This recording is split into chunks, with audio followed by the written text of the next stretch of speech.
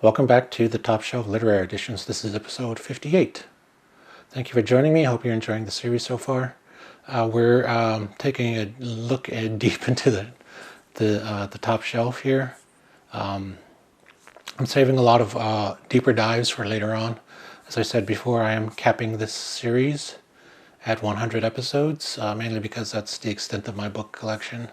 As over the years, I've had to give some away, sell some off, or lost some in moves as I moved around the city.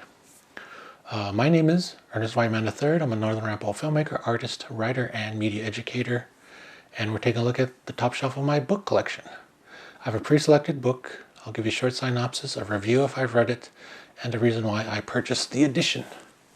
And today's book is Dracula by Bram Stoker, illustrated by Edward Goey. And I know the moment I saw this in the Barnes & Noble book. This is a Barnes & Noble edition. And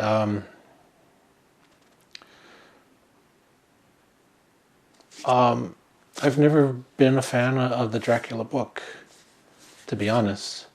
I think it's one of those reads that it takes a while to get to. But this includes another story. I believe it's called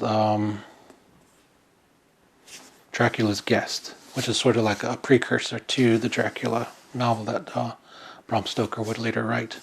But when I saw this and I saw who it was illustrated by, I decided, yeah, I'm going to get this just for the artwork itself.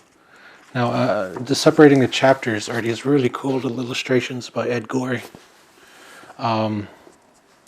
who does a lot of sort of macabre drawings. He has a really unique style. I believe he drew panels of the Addams Family at one point, I believe. You can correct me on that if I'm wrong.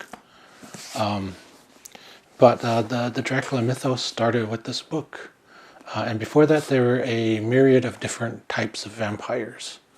But Braum pulled all of the different folklore of shape-shifting, changing into bats, becoming a mist, drinking blood, coming from the dead, having,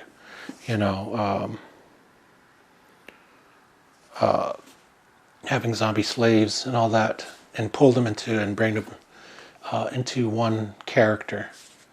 And this became the definitive mythos of the current vampires. Everything is sort of a spin-off to this.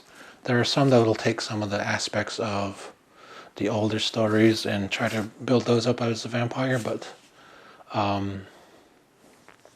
what's always funny to me is that in vampire movies, they always make the same sound when they're biting you. It's silly.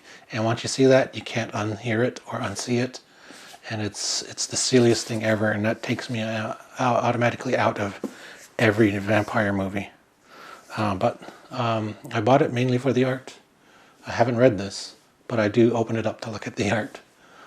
So Bram Stoker's Dracula, illustrated by Edward Goey, is on the top shelf today.